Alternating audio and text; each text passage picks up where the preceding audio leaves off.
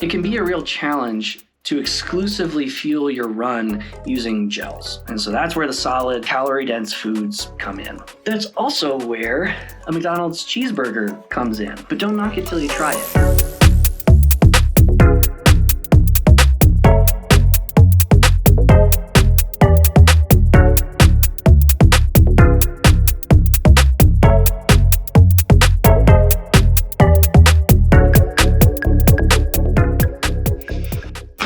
I love this shirt, by the way. This is a merino wool shirt from Nerona. I really like it. It's super soft, does really good at temperature regulation. So if you're looking for something to wear in warm, cool, I would really recommend giving this a look. Let's talk today though about nutrition, and specifically about the McDonald's cheeseburgers that I took to the Cowboy 200 that I believe really saved my race at times. I decided McDonald's cheeseburger is an excellent ultra food because it sounds good all the time. It always smells good. Not sponsored. I'm not sponsored yet. Oh, it's real. Yes. Yeah. So I just ordered 25 McDonald's cheeseburgers, and that'll get me through about 100 miles. Not sponsored. Not sponsored. So- McDonald's cheeseburgers. So maybe sponsor, please. I wouldn't say no. Now, there are a lot of things that saved my race at the Cowboy 200, but these cheeseburgers specifically were one of those things. So let's back up a little bit and talk about general nutrition tips and things that you should be thinking about when you're working out your nutrition strategy for an ultra. And then we can talk about why a McDonald's cheeseburger is actually a really good fit for that, and why I selected it as a core component of my nutrition strategy when I got to Cowboy. So generally speaking, the human body can only metabolize somewhere between 200 and 300 calories per hour. Some people can metabolize considerably more than that, and some people can metabolize considerably less. What does it mean though to metabolize those calories? Whatever you're putting into your body has a caloric value to it, right? So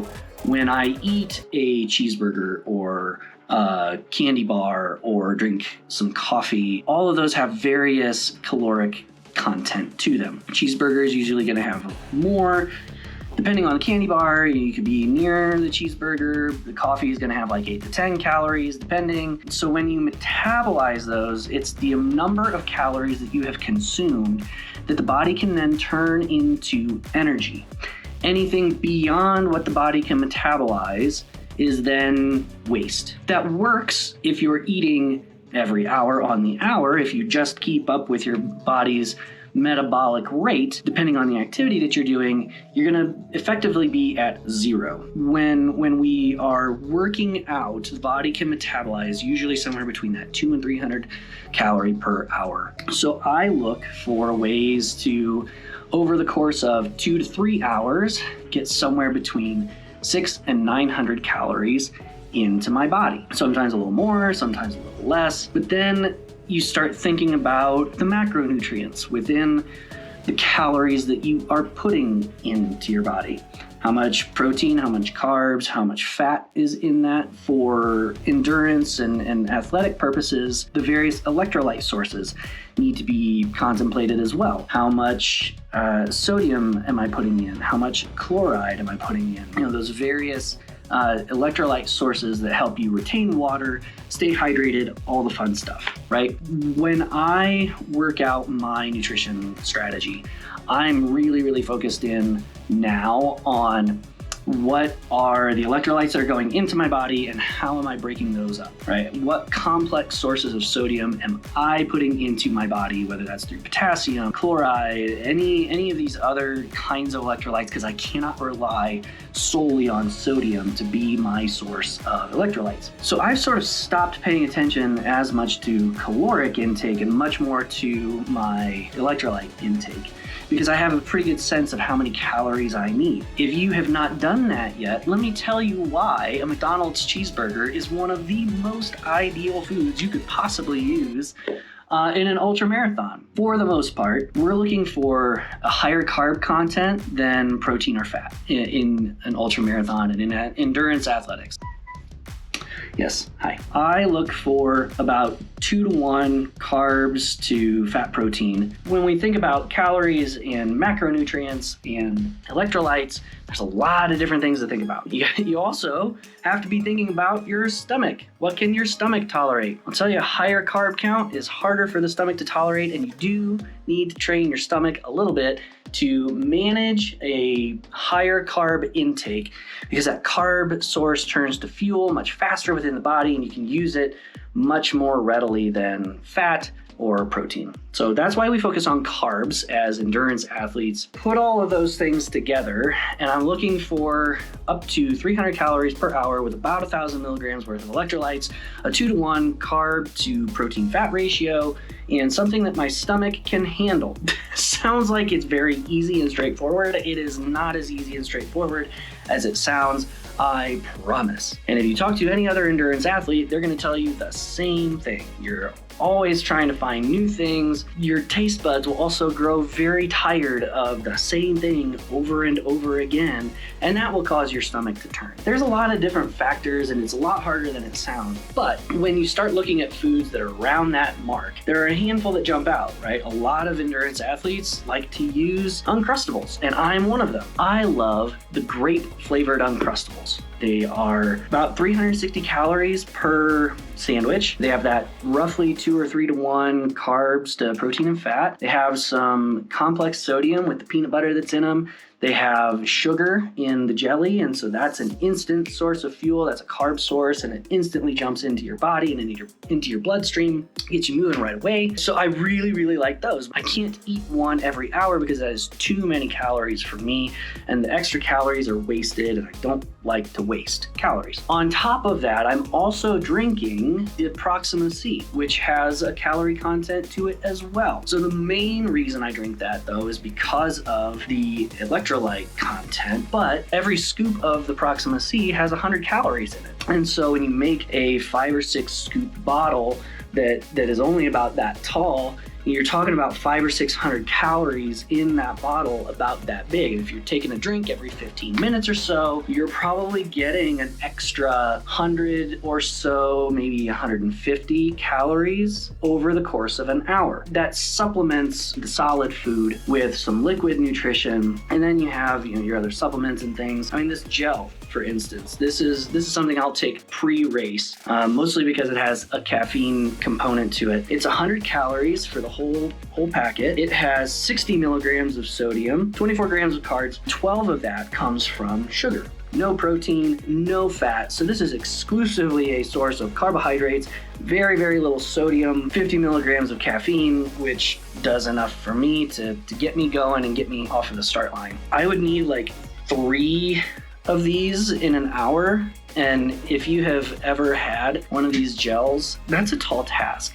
Those things can take a long time to eat because of the consistency. You need to drink water with them because they're thick and they don't go down super easy, so it can be a real challenge to exclusively fuel your run using gels. And so that's where the solid calorie-dense foods come in, like the Uncrustable, like a granola bar, like the rice energy balls that people make, or oatmeal energy balls. In fact, I made some of those and have them down in my freezer right now. That's also where a McDonald's cheeseburger comes in, right? So I've kind of given you these benchmarks. Let me walk you through the nutrition facts of a McDonald's cheeseburger, and I think you'll start to see why it makes so much sense. One McDonald's cheeseburger, according to the McDonald's website, has exactly 300 calories, 13 grams of fat, 15 grams of protein. Okay, so 13 and 15. If we're looking for a 2-to-1 ratio, then we should be somewhere around the 30 mark. Well, good news. 32 grams of carbs in a McDonald's cheeseburger. So you're already off to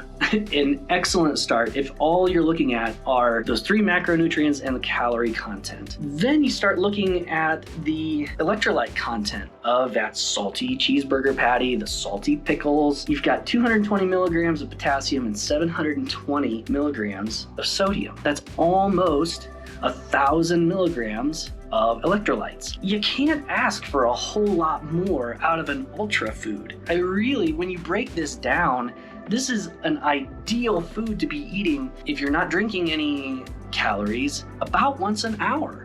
And for $2-3, it's a pretty good option.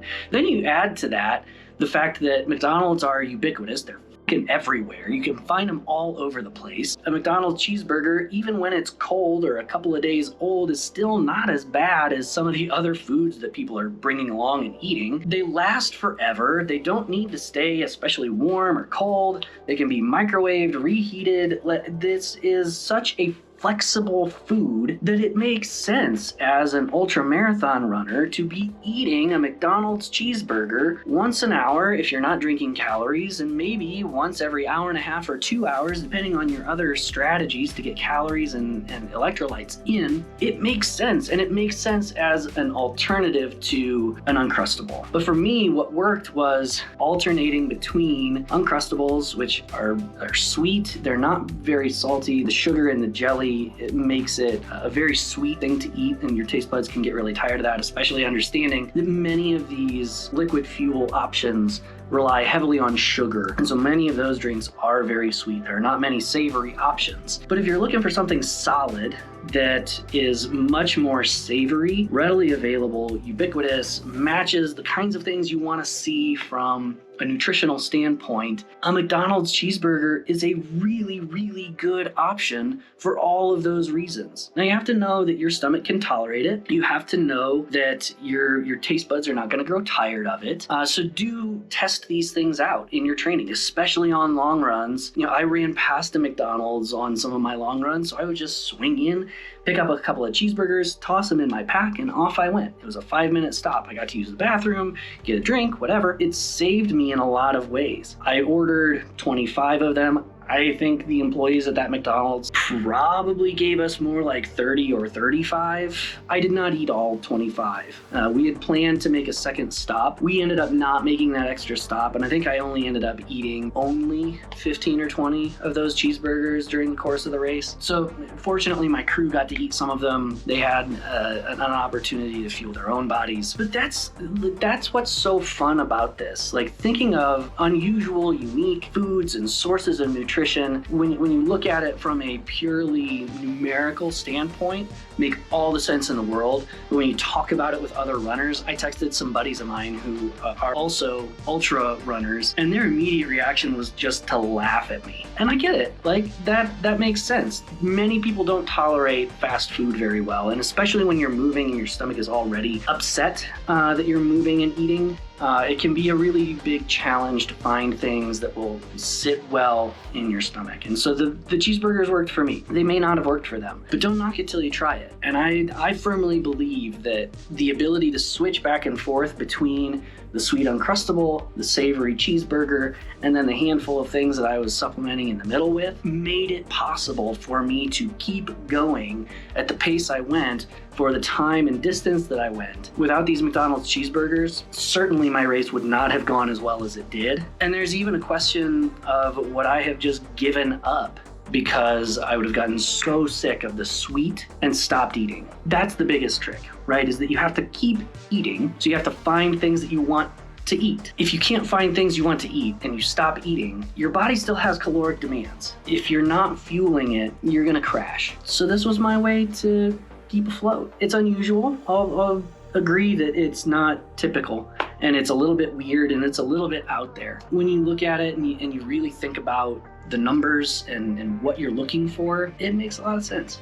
I'm sure there's a lot of other weird, unusual, unique things that you're all probably eating out there, and I'm going to be trying to find some more. I want to find new and inventive ways to fuel my body, particularly on the savory side, because I really love savory. I don't like sweet as much. We're going to be checking out other options, other alternatives. In the meantime, you know what to do. All the YouTube algorithm things, like, share, comment, subscribe. If you got value out of this content, or you know someone who might get value out of this content, please share it with them, share it with your friends, share it with your enemies.